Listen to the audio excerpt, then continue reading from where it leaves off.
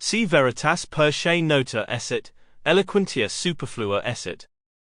If truth were self-evident, eloquence would be unnecessary. Cicero. Introduction. In this research, I shall attempt, through a perusal of some of the ancient sources, and through reading some of the theories of modern historians, to attain a better understanding of the personality and reign of the Emperor Gaius, commonly known as Caligula. To this end, my focus will be on the writings of Cassius Dio.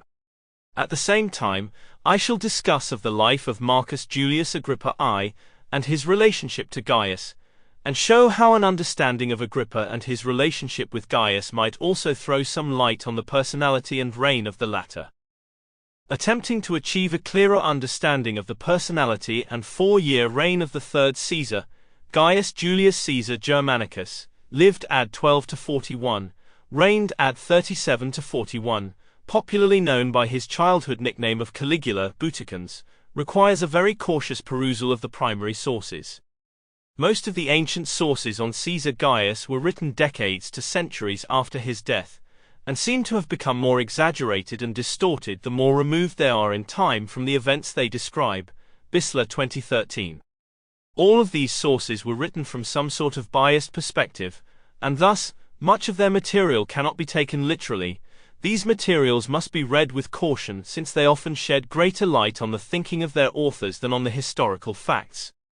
Although understandable, as the Emperor Gaius disliked being addressed by his childhood nickname, the name which has unfortunately come down to us in the sources, he also appears to have disliked being called Gaius. Barrett 1989. However, for clarity, it is easier in this essay not to refer to him as Caesar or Germanicus but by his pronomen Gaius. Most ancient historical sources label Gaius as having been insane.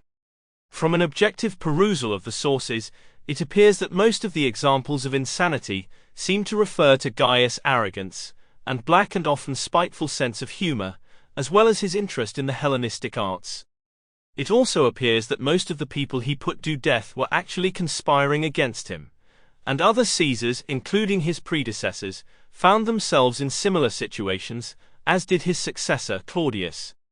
The main problem seems to be that Gaius, like other Caesars whom the sources disparage, was unable to form good relations with the Senate, although during his reign, various senators did get along with him and achieved success through his patronage.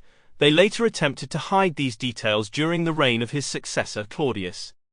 While this article does not claim to condone malicious or autocratic behavior, Gaius. Sample complete. Ready to continue?